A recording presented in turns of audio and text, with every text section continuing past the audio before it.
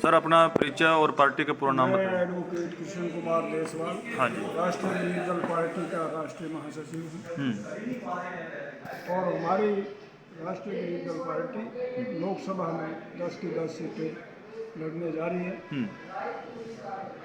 और मिल करके लड़ेगी। जिस तरह हमारे राष्ट्रीय अध्यक्ष जी ने बताया उसी रेसों में हम टिकट को देंगे और कोई पैसा नहीं। हम तो यूथ को कह रहे हैं भाई आप इधर आओ, क्यों अपना समय बर्बाद करते हो दूसरी पार्टियों में। अरे सारी उम्र तुम उनके चमचे बनते रहते हो और सारी उम्र टिकट नहीं देते। आपको एक प्लेटफॉर्म मिला है, आप आइए हमारी पार्टी में आइए, हम आपको पूरा सहयोग देंगे। तो विधानसभा का क्या पोजीशन है? लोकसभा में आप 10 टिकटों पे चुनाव लड़ने जा रहे हैं और विधानसभा की विधानसभा की 90 के 90 जैसे अध्यक्ष जी ने बताया 90 की 90 सीटों पे चुनाव लड़ने जा रहे हैं। लड़ने जा रहे हैं जी। और हमारे सारे इंडिया में जो है प्रदेश अध्यक्ष बने हुए हैं। हाँ। हर स्टेट में हाँ जी। वो भी अपना कार्य कर रहे हैं। जी, लेकिन किन किन एजेंडों पे काम करेगी पार्टी आपकी? हमारे एजेंडे अभी अध्यक्ष जी ने बताया, उसी एजेंडे पे हम लड़ने जा रहे हैं कि भाई हम स्वास्थ्य जो है फ्री देंगे, एजुकेशन फ्री देंगे और हरियाणा जो है, हरियाणा में आज तक हमारी हाई कोर्ट अलग नहीं है। हम 40, 60 और 40 के रेशो में हैं। हमें कोई वहाँ पूछता नहीं हरियाणा वाला। हम चाहते हैं हाई कोर्ट अलग बने जी हरियाणा की। सर, इस समय बेरोजगारी और भ्रष्टाचारी दो बड़ी विडंबना देश के सामने खड़ी है। भ्रष्टाचारी में आज कोई भी विभाग में देख लें, वहाँ पे पन्ने उल्ट के देख लें तो जांच कराएं तो सब में भ्रष्टाचार से लिप्त है।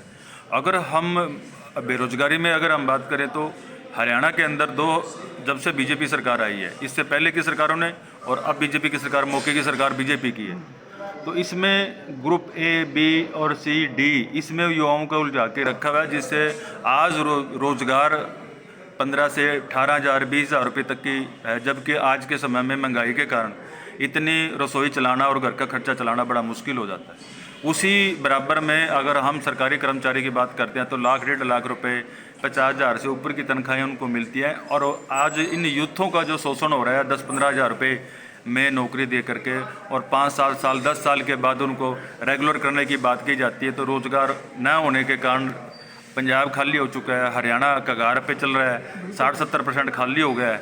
इस बारे में आपकी पार्टी क्या करने वाली है? 70 साल हो गए कांग्रेस और बीजेपी भी वही कांग्रेस वाला पथ पे चल रही है। पहले कांग्रेस ने लोगों को उलझाए रखा, गरीबी के नाम पर वोट लेते रहे। अब बीजेपी भी वही करने जा रही है। हमारा यूथ फॉरेन में भागा जा रहा है, इजराइल में कह रहे वहाँ जाओ। अरे वहाँ मरने के लिए जाए क्या? मर भी रहे हैं, मर भी रहे हैं। तो यहाँ रोजगार का कोई साधन ही नहीं है। हाँ। कोई इस तरह के कार्य नहीं कर रहे। हमारी पार्टी आएगी तो रोजगार के साधन बनाएंगे और उनको रोजगार देंगे। जी सर, जिस तरह से प्रधान जी सेक्रेटरी साहब ने बताया कि हम रोज़गार के मुद्दे पर काम करेंगे, बेरोजगारी को हटाएंगे। अब जो इस समय मौके की जो सरकार है, इन्होंने अभी महंगाई राजनीति को देखते हुए, इलेक्शन को देखते हुए तो ये कम कर देंगे, सिलेंडर भी कम कर देंगे और बहुत सारे लुभावने। अब जैसे कि राशन कार्ड हैं, फैमिली आईडी हैं, पहले तो उनकी काट दी, फिर जोड़ दी और चुनाव जीतने के बाद फिर वो काटी जाएंगी। बिल्कुल सही आपका ये सत्य वचन है। हाँ। क्योंकि ये जो वोट लेने के लिए इन्होंने अब फिर उनको लागू कर दिया, अब फिर राशन देने लग गए हैं। हाँ। और वोट लेने के बाद फिर उनके वो काट दी जाएगी, काट दी। किसी को कोई राशन नहीं दिया जाएगा। हाँ, पहले तो बना दी गई लोगों को।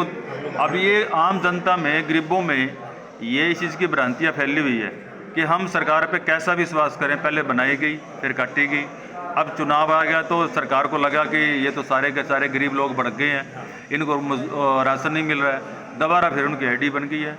अब कहाँ गए वो टैक्स, कहाँ गए? बिजली की जो रीडिंग के आधार पे उनको उनके राशन कार्ड काटे गए थे, उनकी टैक्स के हिसाब से काटे हुई कि आपकी इनकम इतनी है, पहले इनकम का हवाला दे करके काट दी गई।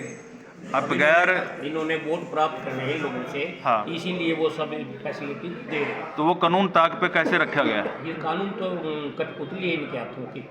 हम जो है, हमारी जो पार्टी, जो आप रोजगार की बात करते हैं, हमारी पार्टी का एक मिशन है कि हम स्कूलों में रोजगार करें। रोजगार की गारंटी होगी। जो बच्चा जैसा काम सीखेगा उसकी योग्यता अनुसार उसको रोजगार दे दिया जाएगा। स्कूल टाइम से ही उसको रोजगार दे के निकालेंगे, उसको बेरोजगारी का सामना नहीं करना पड़ेगा। ये इतनी महंगाई कर रखी है, प्राइवेट स्कूल खोल रखे हैं, गरीब लोग अपने बच्चों को पढ़ा नहीं सकते। गरीब, ये सारी समस्या गरीब के लिए खड़ी है। अमीर को तो कोई समस्या नहीं, अमीर की तो कुतिया भी एसी के रूम में रहती है और दूध मलाई खाती है, और गरीब के बच्चे को झोंपड़ी भी नसीब नहीं है। तो इस देश में बड़ी भारी विडम्बना है।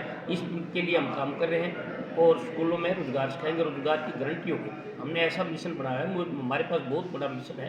इस देश में युवा भी बेरोजगार नहीं जाएंगे। मैं आपको अगली बाइट में बताऊंगा कि आप लोगों को, इन नौजवानों को वहाँ जाने की जरूरत नहीं है। ऐसा कानून मैंने बनाया हुआ है अपने मिशन में, उसको फिर मैं आपको बताऊँगा। एजुकेशन में पहले 134A के तहत जो है ना बच्चों को एजुकेशन मिलती थी, उसमें एडमिशन हो जाते थे प्राइवेट स्कूलों में, अब वो भी ख़त्म कर दी है।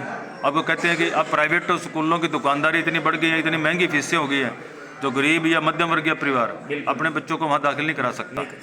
ये आपकी सत्य बात है। तो हम इस मिशन पे करेंगे। सबसे पहले रोजगार की बात की हमने, हमारे मैटर में भी सबसे पहले रोजगार है, और रोजगार के बगैर भी रोटी नहीं प्राप्त होगी। रोटी, कपड़ा और मकान जब भी होगा जब रोजगार होगा। सबके लिए सोचेंगे, किसी के लिए, सबके लिए। इस देश की उन्नति कैसे हो, इस देश आगे कैसे जाए, तरक्की कैसे जाए, गरीब लोगों को रोटी कैसे मिले, इसके बारे में हम मिशन पे काम करेंगे। और जनता से क्या कुछ अपील करना चाहेंगे? हम जनता से ये अपील करना चाहते हैं कि आने वाले समय में गरीब दल को सहयोग करें और गरीब दल के कैंडिडेटों को, उम्मीदवारों को जिताएं। आपकी सरकार बनेगी गरीब लोगों की, आपके ही काम। आपका करनाल में दफ्तर है कोई? हाँ, कार्यालय है। कहाँ पे, क्या एड्रेस है? ये बसंत बिहार में, हाँ, ये एक, हाँ। आपका राष्ट्रीय कार्यालय कहाँ पे है?